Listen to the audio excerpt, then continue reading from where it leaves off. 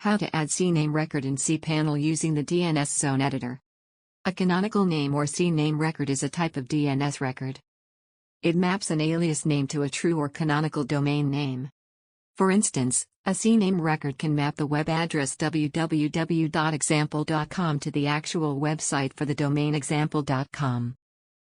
Log into your cPanel account. You will be on this page. Scroll down to the Domains section and click on the Zone Editor icon. Suppose we want to add a CNAME record for domain example.com, then click on CNAME record button in front of the domain example.com. Now enter a name you wish to and click anywhere. On the window, outside the input box, cPanel will automatically add a domain.